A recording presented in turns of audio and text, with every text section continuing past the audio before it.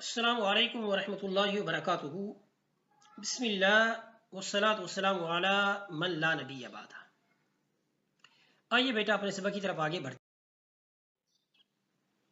آج کا جو ہمارا سبق ہے وہ سورہ مریم کی آیت نمبر 1 سے لے کر 15 تک، اس کو ہم پڑھیں گے، سمجھیں گے اور انشاءاللہ اس پر عمل کریں گے۔ اسی نیت سے آپ نے ترجمۃ القرآن کو پڑھنا ہے۔ باقی رہی بات پیپر کی تو انشاءاللہ اس کی آپ کی بہت اچھی تیاری ہو جائے گی۔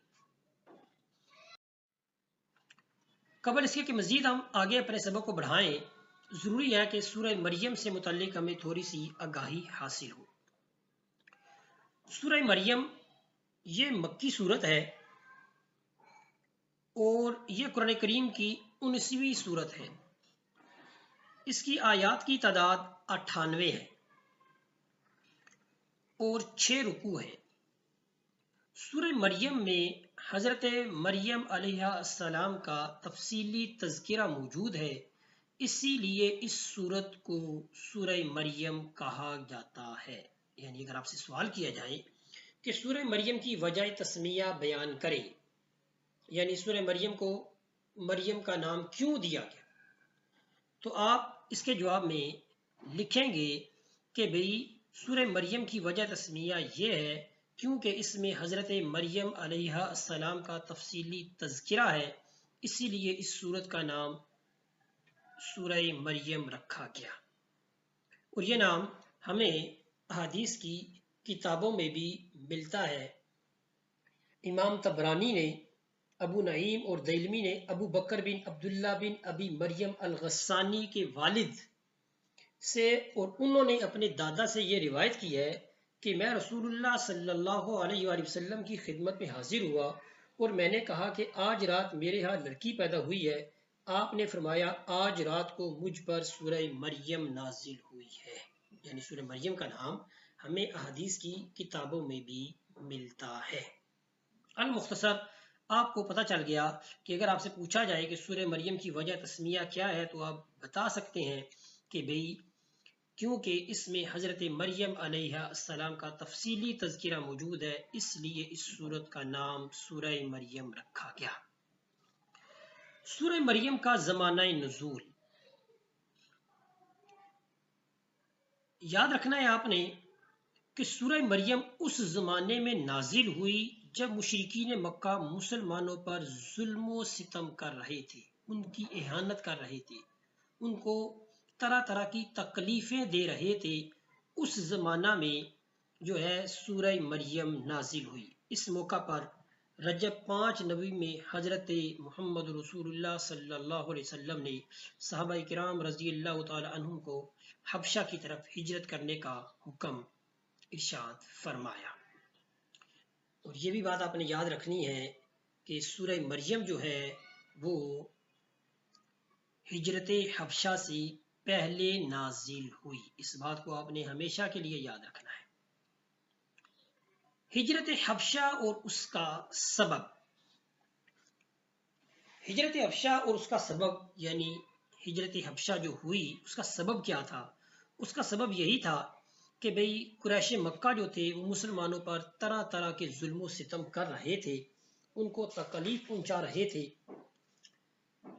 جیسا کہ حافظ ابن کثیر دمشقی نے، جو کہ 774 ہجری میں ان کی وفات ہے، وہ لکھتے ہیں کہ مکہ کے مشرکین کمزور مسلمانوں پر بہت ظلم و ستم کرتے تھے، ان کو مارتے پیٹتے تھے، ان کی اہانت کرتے تھے۔ بعثت کے 5ویں سال رجب کے مہینہ میں مسلمانوں نے حبشہ کی طرف ہجرت کی۔ سب سے پہلے جنہوں نے ہجرت کی وہ 11 مرد اور 4 عورتیں تھیں۔ ان میں حضرت عثمان بن عفان اور آپ کی اہلیہ حضرت رقیہ رضی اللہ تعالی عنہا، جو کہ نبی کریم صلی اللہ علیہ وسلم کی صاحبزادی ہیں، وہ تھیں۔ اور اس طرح دیگر صحابہ کرام کے ساتھ ساتھ حضرت جعفر بن طیار آپ بھی موجود تھے۔ ہجرت حبشہ جب ہم دیکھتے ہیں تو ہمیں کئی واقعات اس میں نظر آتے ہیں۔ ضروری ہے کہ ان واقعات کو بھی ابھی ہم پڑھیں۔ مسلمانوں نے جب ہجرت کی، یعنی قریش مکہ نے جب ان کو ستایا، تو اللہ تعالیٰ کے حکم سے نبی کریم صلی اللہ علیہ وسلم کو اجازت ملی اور آپ صلی اللہ علیہ وسلم نے صحابہ کرام کو حبشہ کی طرف ہجرت کرنے کا کہا کہ وہاں کا جو بادشاہ ہے وہ بڑا عادل اور انصاف پسند بادشاہ ہے، تو آپ اس طرف ہجرت کر جائیے۔ تو صحابہ کرام نے جو ہے وہ حبشہ کی طرف ہجرت کی۔ مسلمان وہاں پر جب پہنچے، حبشہ میں پہنچے، کیونکہ وہ وہاں کا جو نجاشی بادشاہ تھا وہ بہت عادل اور نیک اور رحم دل بادشاہ تھا، تو مسلمان وہاں پر بہت پرسکون زندگی گزارنے لگے، انہیں کسی قسم کی کوئی پریشانی نہ تھی۔ جب یہ خبر کافروں کو پہنچی تو ان کو یہ چیز جو ہے وہ ہضم نہ ہوئی کہ بھی کیسے مسلمان جو ہے وہ سکون کی، چین کی زندگی گزار رہے ہیں۔ تو امام احمد بن حنبل رضی اللہ تعالیٰ عنہ نے، جو کہ 241 ہجری میں آپ کی وفات ہے، آپ اپنی سند کے ساتھ یہ روایت کرتے ہیں کہ حضرت ام سلمہ رضی اللہ تعالیٰ عنہ آپ بیان کرتی ہیں، کیونکہ آپ بھی اس ہجرت کا حصہ تھیں، آپ بھی گئی تھی اس ہجرت میں، تو آپ بیان کرتی ہیں کہ جب ہم سر زمین حبشہ میں پہنچے تو انہوں نے ہمارے ساتھ اچھے پڑوسیوں کا سلوک کیا، اور نجاشی نے ہمیں ہمارے دین کے اوپر پناہ دی، ہم نے اللہ کی عبادت کی اور ہمیں کوئی ایذا نہیں دی جاتی تھی، اور نہ ہی ہم کوئی ناپسندیدہ بات سنتے تھے۔ جب قریش کو یہ ہماری خبر پہنچی تو انہوں نے یہ مشورہ کیا کہ نجاشی کے پاس ہم جو ہے وہ 2 چلاک اور قوی 2 شخص بھیجتے ہیں۔ تو انہوں نے پورا ایک پلان بنایا، اور انہوں نے عبداللہ بن ابی ربیعہ اور عمر بن العاص، یہ 2 شخص انہوں نے ان 2 شخصوں کا انتخاب کیا، تو اور ساتھ یہ پلان کا حصہ بنایا کہ ہم کچھ تحفے تحائف جو ہے وہ ان کو دے کر بھیجتے ہیں، اور یہ جائیں گے، اور یہ پھر جو فیصلہ جو ہے وہ وہاں کا جو بادشاہ ہے وہ ہمارے حق میں کرے گا۔ انہوں نے ایسا ہی کیا، اور وہ تحفے تحائف لے کر انہوں نے وہاں پر جب پہنچے تو انہوں نے وہاں کے جو پادری تھے انہوں نے تقسیم کیے، اور پھر انہوں نے ان سے سوال کیا کہ وہ ان لوگوں کو جو ہے وہ ہمارے حوالے کر دیں۔ حضرت ام سلمہ بیان کرتی ہیں کہ وہ دونوں نجاشی کے پاس گئے اور نجاشی سے ملاقات کی، اس کے پادریوں کو تحفے تحائف پہنچائے، ان سب سے کہا کہ ہمارے شہر کے چند ناسمجھ نوجوان اپنے آبائی دین کو چھوڑ کر آپ کے ملک میں آ گئے ہیں، یہ نوجوان اپنے دین کو چھوڑ چکے ہیں اور آپ کے دین میں داخل نہیں ہوئے، وہ ایک نئے دین میں داخل ہو گئے ہیں جس کو نہ ہم پہچانتے ہیں اور نہ آپ پہچانتے ہیں، ہم ان کو واپس لے جانے کے لیے یہاں آئے ہیں، اور ہم اس سلسلہ میں بادشاہ سے بات کرنے ہیں کہ آپ ہماری سفارش کریں اور ان سے بات نہ کریں اور ان کو ہمارے حوالے کر دیں۔ یہ جب انہوں نے پادریوں کو تحفے تحائف دیے تو پھر انہوں نے نجاشی سے کہا کہ اے بادشاہ، ہمارے شہر کے چند نادان نوجوان اپنی قوم کا دین چھوڑ دیا ہے اور وہ آپ کے دین میں بھی داخل نہیں ہوئے، انہوں نے ایک نیا دین اختیار کر لیا ہے جس کو ہم پہچانتے نہیں اور نہ ہی آپ، تو آپ ان نوجوانوں کو ہمارے ساتھ بھیج دیں۔ حضرت ام سلمہ نے فرمایا کہ عبداللہ بن ربیعہ اور عمر بن عاص کو سب سے زیادہ یہ بات ناگوار گزری کہ نجاشی ان صحابہ سے کوئی گفتگو کرے۔ اس کے دربار کے سرداروں نے کہا کہ اے بادشاہ، یہ سچ کہہ رہے ہیں، ان کی قوم ان کے حالات کو زیادہ اچھی طرح جانتی ہے، یعنی وہاں کے جو لوگ موجود تھے انہوں نے بھی کہا کہ بھی یہ وہاں کے جہاں سے یہ لوگ ہجرت کر کے آئے ہیں یہ ان سے زیادہ واقفیت رکھتے ہیں، کیونکہ یہ وہاں کے رہنے والے تھے۔ المختصر نجاشی نے جب یہ سارا کچھ سنا تو نجاشی جو ہے وہ غضبناک ہو گیا، اس نے کہا نہیں، خدا کی قسم میں ان کو ان کے حوالے نہیں کروں گا جن لوگوں نے آ کر میرے ملک میں پناہ لی ہے اور دوسروں کی بنسبت مجھے ترجیح دی ہے، میں پہلے ان سے لوگوں سے پوچھوں گا کہ وہ اپنی صفائی میں کیا کہتے ہیں، اگر واقعہ ایسا ہی ہے جیسے ان لوگوں نے بیان کیا ہے تو میں ان کو ان کے حوالے کر دوں گا، اور اگر ایسا نہیں ہے تو میں ان کو واپس نہیں کروں گا جن لوگوں نے میرے ملک میں پناہ لی ہے، میں ان کے ساتھ حسن سلوک برقرار رکھوں گا۔ حضرت ام سلمہ فرماتی ہیں کہ پھر بادشاہ نے رسول کریم صلی اللہ علیہ وسلم کے اصحاب کو بلایا۔ جب بادشاہ کا پیغام پہنچا تو اصحاب رسول نے آپس میں مشورہ کیا کہ جب تم اس شخص کے پاس جاؤ گے تو کیا کہو گے؟ انہوں نے کہا اللہ کی قسم ہمیں کچھ معلوم نہیں، اور نہ ہی نبی کریم صلی اللہ علیہ وسلم نے ہمیں اس سے متعلق کوئی ہدایت دی ہے۔ اس معاملہ میں جو ہونا ہوگا وہ ہو جائے گا۔ جب یہ لوگ دربار میں گئے تو نجاشی نے اپنے سرداروں کو قریب بلایا اور انہوں نے اپنے صحائف کھول دیے۔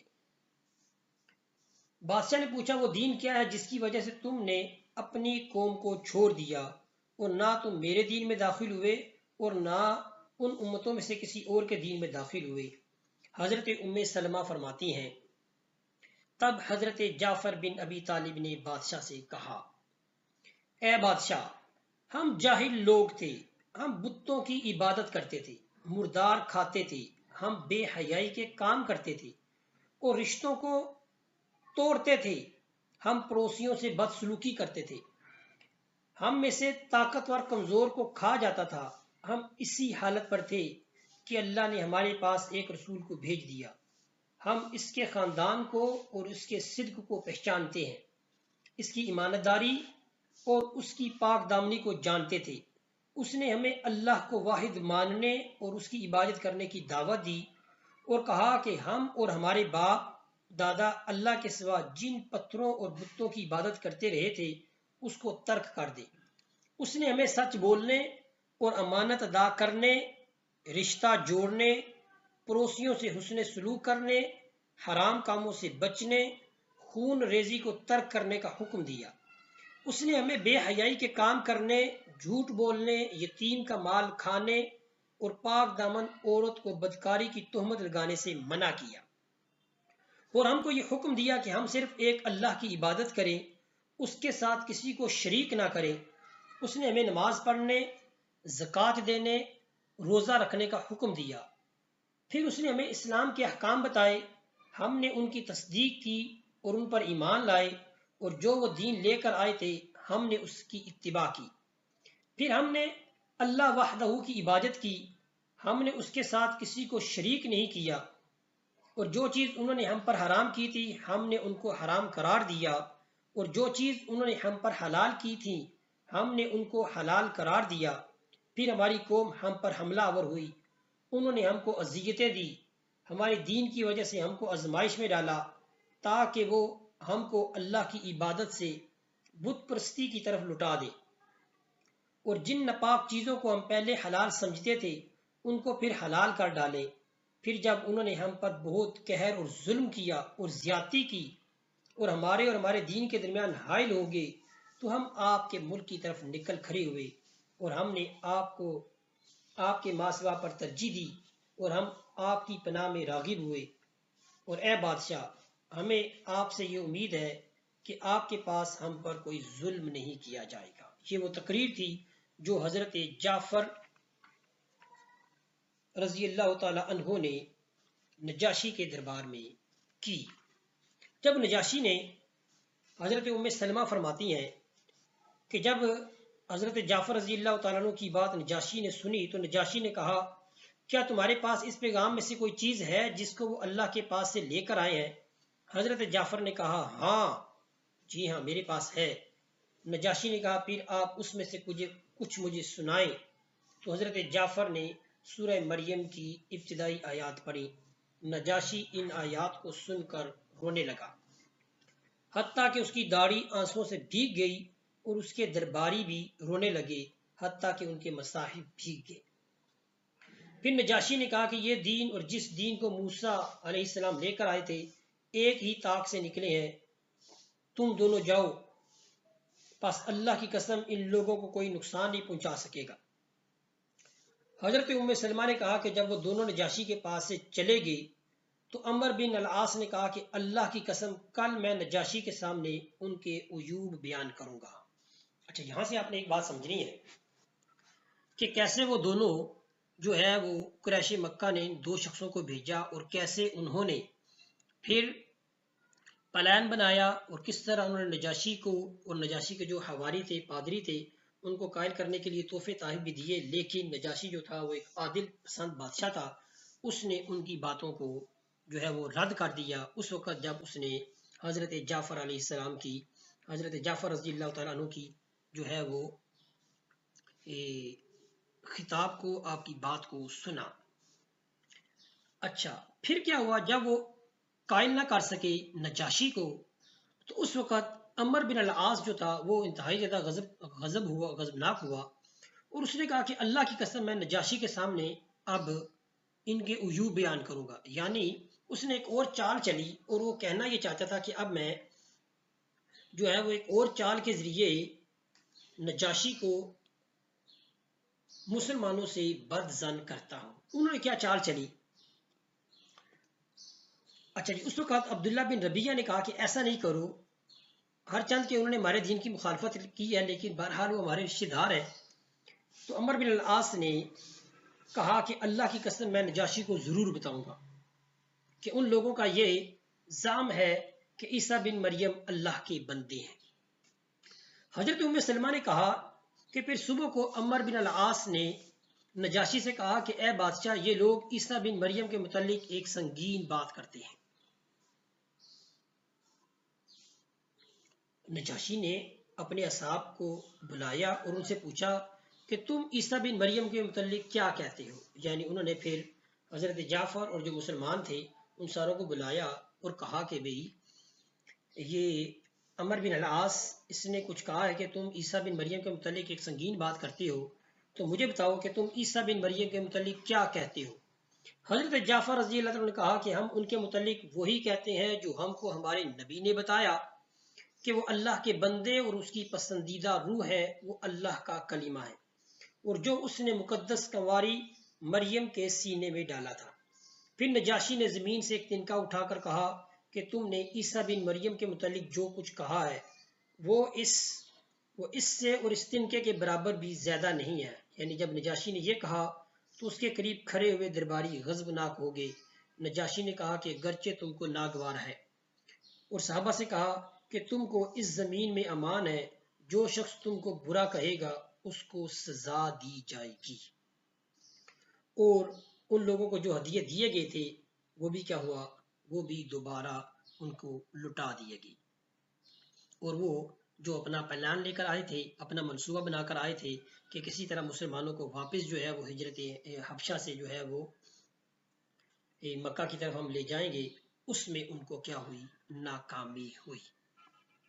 سورہ مریم کے مضامین ابھی ہم نہیں پڑھیں گے، بلکہ جب ہم پوری سورہ مریم پڑھ لیں گے تو پھر جو ہے آپ کو خود ہی پتہ چل جائے گا کہ سورہ مریم کے مضامین کیا ہیں، علمی اور عملی نکات کیا ہیں، تو اس وقت ہم اس کو پڑھیں گے۔ اب ہم مزید جو ہے وہ اپنے سبق کی طرف آگے بڑھتے ہیں۔ آج کے سبق میں ہم اللہ تعالیٰ کے دو نبیوں کا تذکرہ پڑھیں گے۔ ایک ہے حضرت زکریا علیہ السلام اور ان کے بیٹے حضرت یحییٰ علیہ السلام۔ آج کی جو 15 آیات ہیں اس میں ہم ان دو مبارک ہستیاں، دو پیغمبر حضرت زکریا علیہ السلام اور ان کے بیٹے حضرت یحییٰ علیہ السلام، ان کا تذکرہ پڑھیں گے۔ حضرت زکریا علیہ السلام سے متعلق جو ہے وہ جو آنے والا جو سبق ہے اس میں کیسے حضرت زکریا علیہ السلام نے رب کے حضور دعا مانگی، اپنی عاجزی پیش کی، دعا مانگنے کا جو سبب تھا وہ پیش کیا، پھر اللہ تعالیٰ کی ذات نے حضرت زکریا علیہ السلام کو بیٹے کی خوشخبری بتائی، اور پھر اللہ ہی نے ان کا نام جو ہے وہ یحییٰ رکھا۔ پھر اللہ تعالیٰ نے اسی جو آج ہم سبق پڑھیں گے اس میں حضرت یحییٰ علیہ السلام کی جو خوبیاں ہیں ان کو بیان کیا۔ تو آئیے اس سبق کو مزید آگے بڑھاتے ہیں۔ بسم اللہ الرحمن الرحیم، اللہ ہی کے نام سے شروع کرتا ہوں جو نہایت رحم فرمانے والا بہت مہربان ہے۔ काफ हा या आइन सौद, ये हरूफ मुकत्तात हैं। इसका माना अल्लाह और उसके रसूल सल्लल्लाहु अलैहि वसल्लम जानते हैं। ज़िक्रू रहमति रब्बिका अब्दहू ज़करिया, ये आपके रब की रहमत का जिक्र है जो उसके बंदा ज़करिया पर थी।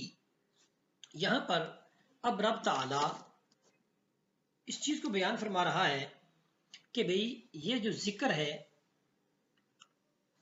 तेरे रब की रहमत का जिक्र है जो उसने हजरत ज़करिया अलैहिस्सलाम पर की। क्या जिक्र किया, क्या चीज़ थी?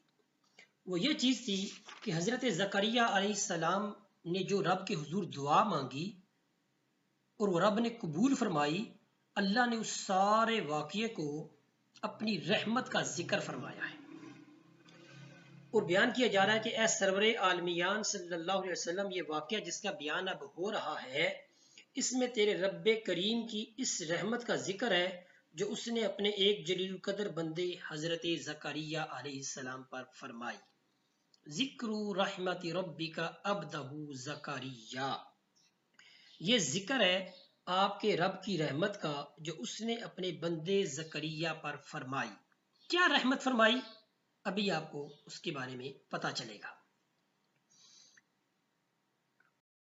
इज़ नादा रब्बहू निदाअन खफिया, इस जब नादा निदा दी, किसने निदा दी? हजरत ज़करिया अलैहिस्सलाम ने निदा दी, पुकारा, रब्बहू अपने रब को, निदाअन खफिया जब उसने पुकारा अपने रब को चुपके चुपके, निदाअन खफिया यानी आहिस्ता आवाज में उसने अपने रब को पुकारा। किसने पुकारा?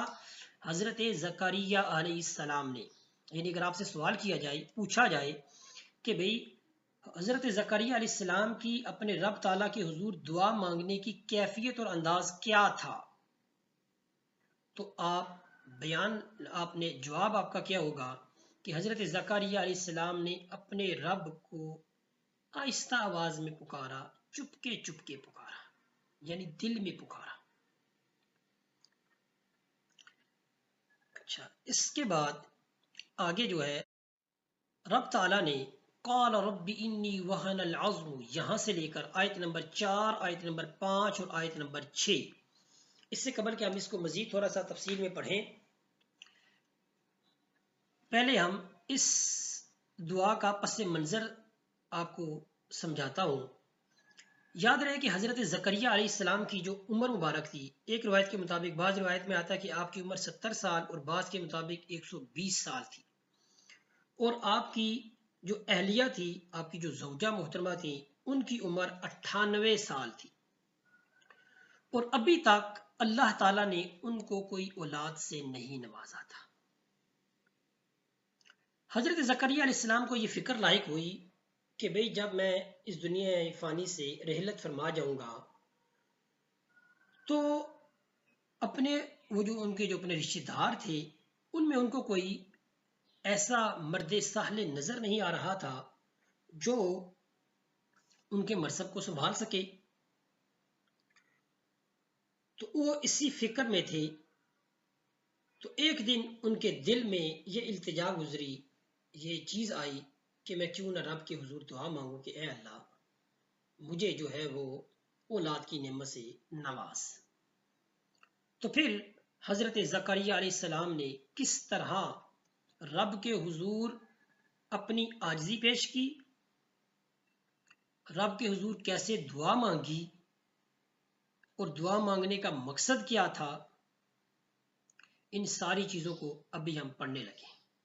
पहली बात आपने याद रखनी है कि क़ाल रब्बी इन्नी वहनल अज़्म, आयत नंबर 4 शुरू से, रब्बी यहाँ से लेकर आयत नंबर 6 तक, वजअलहु रब्बी रदिया, यहाँ तक ये हज़रत ज़करिया अलैहिस्सलाम ने जो दुआ मांगी है ये वो बयान हुई है। और क्या दुआ मांगी है, इसी दुआ के अंदर दुआ करने का जो उनका मकसद था, सबब था, जो अहमियत थी दुआ करने की, वो भी बयान है। अब हम उसको पढ़ने लगे हैं, आपने तवज्जो करनी है।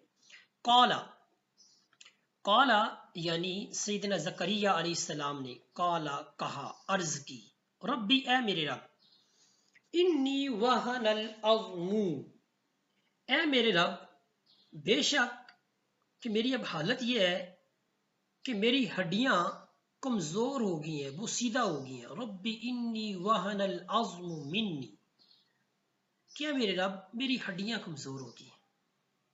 یہ دعا مانگ رہے ہیں، دعا کی کیفیت دیکھیے، واشتعل الرأس شیبا، اور میرا سر بڑھاپے کی وجہ سے بالکل سفید ہو گیا ہے، وَلَمْ أَكُنْ بِدُعَائِكَ رَبِّ شَقِيًّا، اور اب تک ایسا نہیں ہوا کہ میں نے تجھے پکارا ہو اے میرے رب اور میں نامراد لوٹا ہوں۔ یعنی پھر آگے خود ہی اس چیز کو بیان کر رہے ہیں کہ اے میرے رب میں تجھ سے دعا کر کے کبھی محروم نہیں رہا، یعنی میں نے جب بھی تجھے پکارا تو نے میری دعا کو قبول فرمایا۔ ایک بات بیٹا آپ نے یاد رکھنی ہے کہ یہاں پر اب آپ نے کیا سیکھا کہ وہ کیسے وقت کے نبی جو ہیں حضرت زکریہ علیہ السلام کیسے رب کے حضور اپنی عاجزی پیش کر رہے ہیں۔ تو اس میں مجھے بھی اور آپ کو بھی رب تعالیٰ کے حضور دعا مانگتے وقت اپنی عاجزی پیش کرنی ہوگی، رب کے حضور صحیح معنوں میں جھکنا ہوگا جب ہم نے دعا مانگنی ہے، کہ کیسے حضرت زکریہ علیہ السلام جو ہے وہ دعا مانگ رہے ہیں کہ اے میرے رب انی وہن العظم منی، بے شک کہ میرے جسم کی جو ہڈیاں ہیں وہ کمزور ہو گئی ہیں، وہ سیدھا ہو گئی ہیں، یعنی میں انتہائی لاغر ہو چکا ہوں، واشتعل الرأس شیبا، اور میرے سر کے جو بال ہیں وہ بھی سفید ہو گئے، وَلَمْ أَكُنْ بِدُعَائِكَ رَبِّ شَقِيًّا، یہاں سے انہوں نے ایک اور چیز بیان کر دی میرے لیے بھی اور آپ کے لیے بھی، جس کو رب تعالیٰ نے حکایت کے طور پر قرآن پاک میں بیان فرمایا۔ کیا کہ فرمایا وَلَمْ أَكُنْ بِدُعَائِكَ رَبِّ شَقِيًّا، اور اے میرے رب میں تجھ سے دعا کر کے کبھی محروم نہیں رہا۔ تو جب بھی بیٹا آپ نے بھی جب بھی دعا مانگنی ہے، میں نے بھی جب بھی دعا مانگنی ہے، تو پورے یقین کے ساتھ کا دعا مانگنی ہے کہ رب کی ذات دعا قبول کرتی ہے۔ تو بیان کر رہے ہیں کہ وَلَمْ أَكُنْ بِدُعَائِكَ رَبِّ شَقِيًّا، اے میرے رب میں تجھ سے دعا کر کے کبھی محروم نہیں رہا۔ وَإِنِّي خِفْتُ الْمَوَالِيَ مِنْ وَرَائِي، یہ ہے وہ دعا مانگنے کا سبب، یعنی آپ نے یہ جو دعا مانگ رہے ہیں کہ جس میں آگے بیان بھی آگے آ رہا ہے، دعا مانگنے کا مقصد کیا ہے۔ اگر آپ سے سوال پیپر میں آ جائے کہ یہاں سے لے کر یہ ساری آیات 5 آیات لکھی ہوئی ہو اور آپ سے پوچھا جائے کہ حضرت زکریا علیہ السلام نے کیا دعا مانگی، تو آپ نے اس ساری آیات کا ترجمہ لکھنا ہوگا، اور پھر اگر انہی آیات میں سے آپ سے پوچھا جائے کہ بھی دعا مانگنے کا مقصد کیا تھا، تو پھر آپ نے وَإِنِّي خِفْتُ الْمَوَالِيَ مِنْ وَرَائِي، یہ آپ نے بیان لکھنا ہے۔ کیا اس کا ترجمہ؟ اور مجھے اپنے بعد اپنے قرابت داروں سے خطرہ ہے، مجھے اپنے بعد اپنے قرابت داروں سے خطرہ ہے۔ کیا مطلب اس کا؟ یعنی میں ڈرتا ہوں کہ اپنے بے دین رشتہ داروں سے کہ میرے بعد دین ضائع نہ کر دیں، یہ مطلب ہے اس کا، کہ میں ڈرتا ہوں اپنے بے دین رشتہ داروں سے کہ وہ میرے بعد دین ضائع نہ کر دیں، یہ ان کو خوف تھا، اسی وجہ سے وہ اللہ تعالیٰ کے حضور دعا مانگ رہے ہیں۔ ایک انہوں نے یہ خوف اپنا یہ دعا مانگنے کا سبب بیان کیا، اور ساتھ ہی جو دوسری چیز پھر انہوں نے عاجزی پیش کی، وَكَانَتِ امْرَأَتِي آكِرًا، اور میری بیوی بانجھ ہے۔ بانجھ کا بیٹا مطلب یہ ہوتا ہے کہ جو بانجھ کا ایک مطلب یہ ہو سکتا ہے ہوتا ہے کہ فلاں عورت کو اولاد نہیں ہو سکتی، ایک یہ ہے، اور کبھی یہ ہوتا ہے کہ ایک عمر ہوتی ہے، اس عمر میں پہنچ جائے عورت تو پھر اس کے ہاں بھی اولاد نہیں ہوتی، اس کو بھی بانجھ کہا جاتا ہے۔ یہ بانجھ پن یہ مرد میں بھی ہو سکتا ہے، عورت میں بھی ہو سکتا ہے، اس بات کو بھی آپ نے یاد رکھنا ہے۔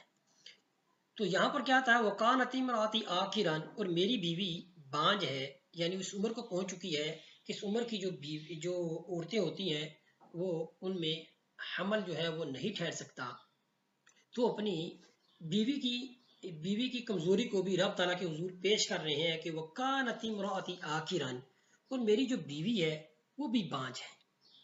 فَهَبْ لِي مِن لَّدُنكَ وَلِيًّا، پس بخش دے مجھے اپنے پاس سے ایک وارث. ان ساری کیفیات کے موجود، یعنی اگر بظاہر دنیا کا قانون دیکھا جاتا ہے، بظاہر دنیا کی زندگی دیکھی جاتی ہے، تو جو بڑھاپے کی عمر میں مرد اور عورت پہنچ جاتے ہیں تو پھر ان کے ہاں اولاد نہیں ہوتی. لیکن رب کی ذات جو ہے وہ رب ہے.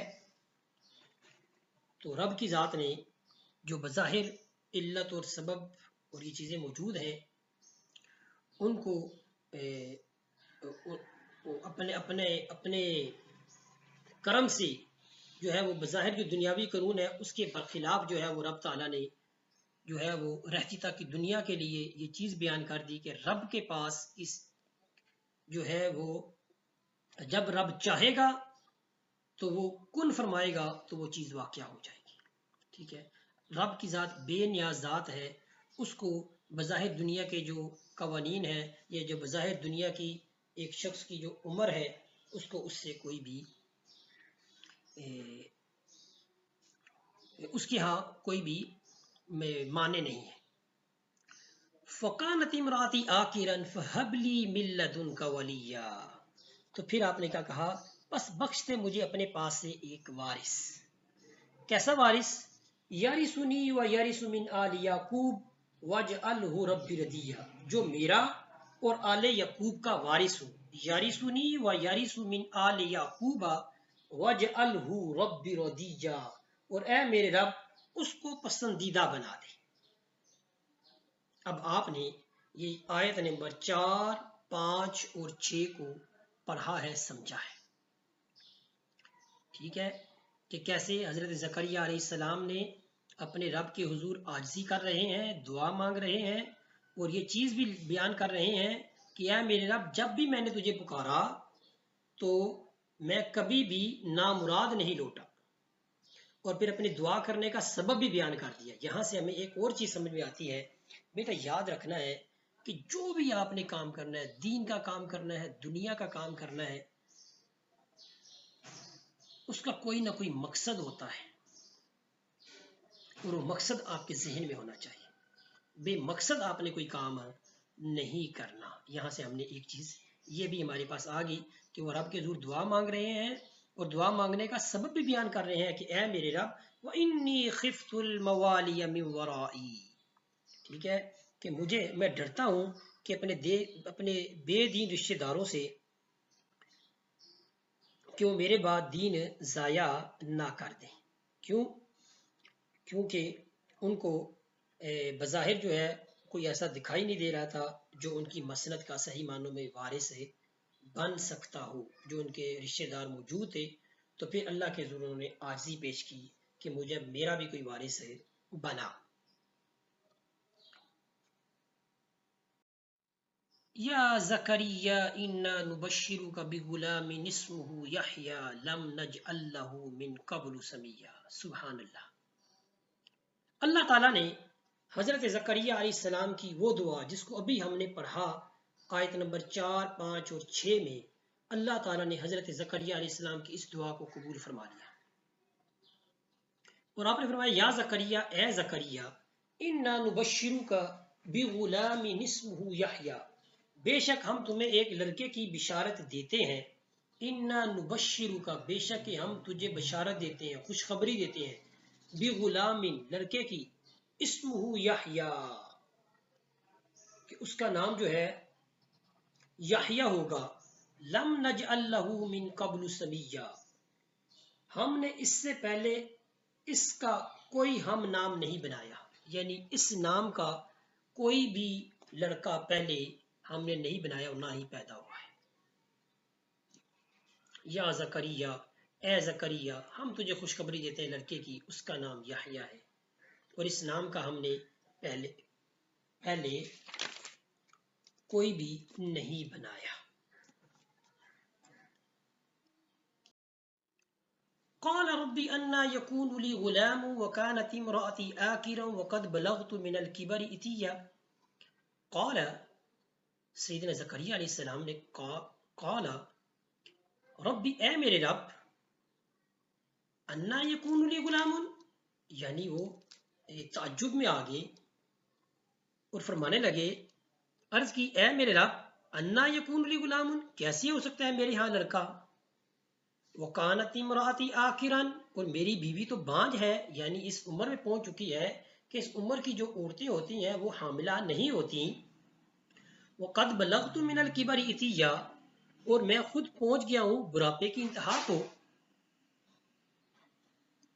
یہ اب رب کے حضور جو ہے وہ سیدنا زکریا علیہ السلام نے پھر عرض کی،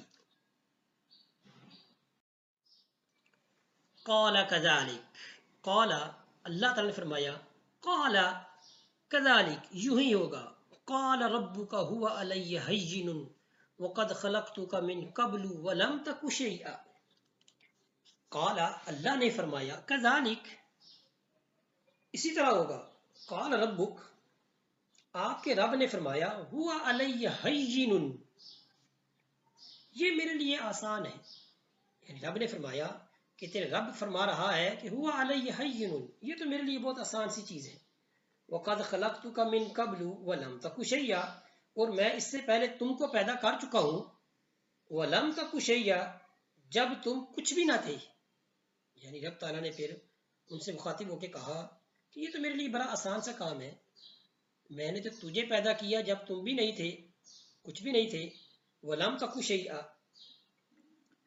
جب یہ بات ہوئی، قال رب اجعل لی آیا، سیدنا زکریا علیہ السلام نے اب رب کے حضور پھر عرض کی، قال حضرت زکریا علیہ السلام نے عرض کی، رب اجعل لی آیا، اے میرے رب میرے لیے کوئی نشانی بنا دے، مجھے کوئی نشانی دکھا دے، بتا دے،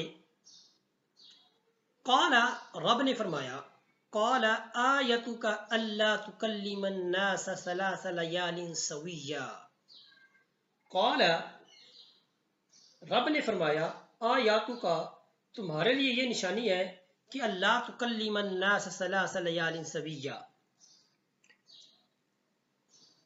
کہ تم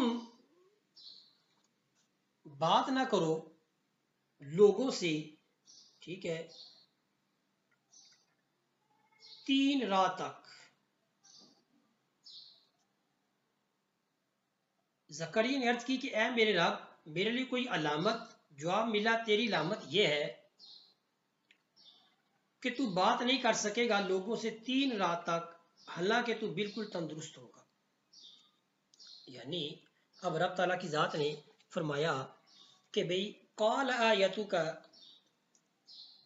رب نے فرمایا کہ آیاتو کا تیری نشانی یہ ہے کہ اللہ تکلم الناس، یہ کہ تمہاری نشانی یہ ہے کہ تم تندرست ہونے کے باوجود 3 راتوں تک لوگوں سے بات نہیں کر سکو گی، یہ رب نے فرما دیا کہ اب نشانی یہ ہے کہ آپ 3 دن تک لوگوں سے بات نہیں کر سکو گی۔ فخرج على قومه من المحراب فأوحى إليهم أن سبحوا بكرة وعشيا، فخرج پس وہ نکلے، کون نکلے؟ حضرت زکریا علیہ السلام، پھر زکریا علیہ السلام اپنے حجرے سے نکل کر من المحراب فأوحى إليهم اپنی قوم کے پاس آئے، فخرج على قومه من المحراب پس وہ نکلے، کون نکلے؟ حضرت زکریا علیہ السلام، ٹھیک ہے، وہ اپنے حجرے سے نکل کر اپنی قوم کے پاس آئے، فأوحى إليهم أن سبحوا بكرة وعشيا، اور ان کو اشارے سے کہا کہ تم صبح اور شام اللہ کی تسبیح کرتے رہو۔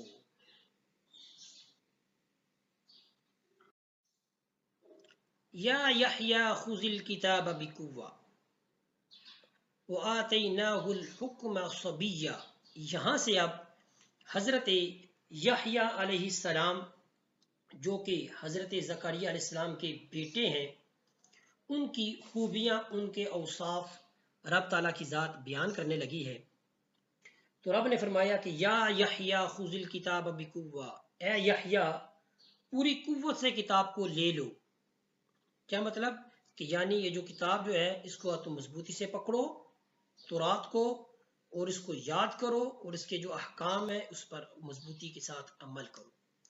وَآتَيْنَاهُ الْحُكْمَ صَبِيًّا، اور ہم نے اس کو عطا کی، ٹھیک ہے، اور ہم نے ان کو بچپن میں ہی نبوت عطا فرمائی۔ کس کو؟ حضرت یحییٰ علیہ السلام کو، ٹھیک ہے۔ اگر یہ آیت کریمہ پیپر میں آتی ہے اور آپ سے پوچھا جاتا ہے کہ بھی حضرت یحییٰ علیہ السلام کو کس چیز کا حکم دیا گیا، تو آپ کہہ سکتی ہیں کہ بھی ان کو کہا گیا کہ بھی آپ مضبوطی کے ساتھ کتاب کو پکڑو۔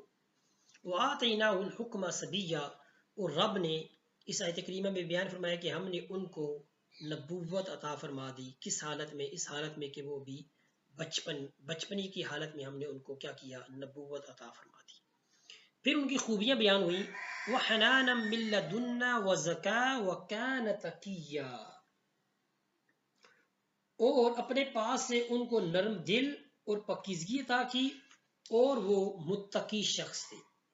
کون؟ حضرت یحییٰ علیہ السلام۔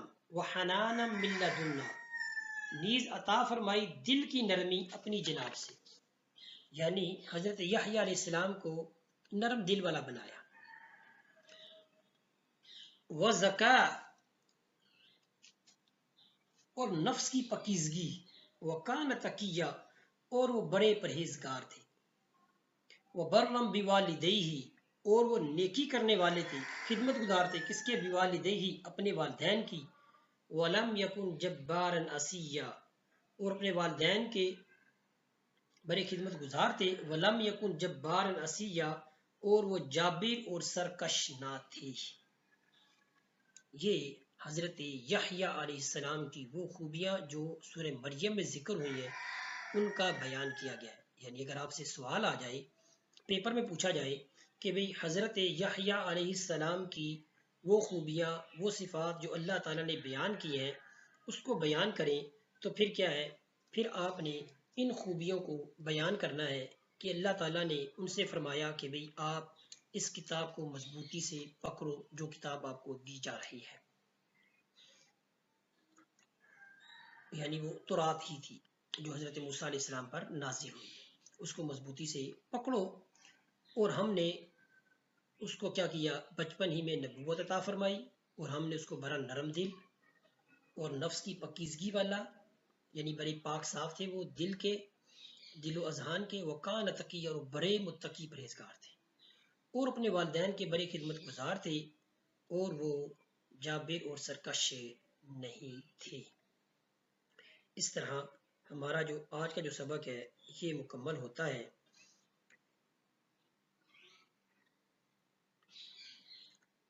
یہ آیات ہمیں سکھاتی ہیں کہ جب انسان اپنی کمزوری کا اعتراف کر کے رب تعالیٰ کے حضور جھکتا ہے، دعا مانگتا ہے، عاجزی کرتا ہے، تو رب تعالیٰ ناممکن کو ممکن بنا دیتا ہے۔ اور پھر حضرت یحییٰ علیہ السلام کی صورت میں ایک مثالی بیٹے کا کردار رب تعالیٰ نے بیان فرمایا جو علم، حکمت اور والدین کی اطاعت کا مجموعہ کی صورت میں ہمیں نظر آتی ہے۔ اس طرح بیٹا آپ نے اس سبق کو اچھے سے پڑھنا ہے، سمجھنا ہے، اور جو چیز آپ کو سمجھ میں نہیں آئی وہ دوبارہ آپ مجھ سے پوچھ سکتے ہیں۔ شکریہ، اللہ حافظ۔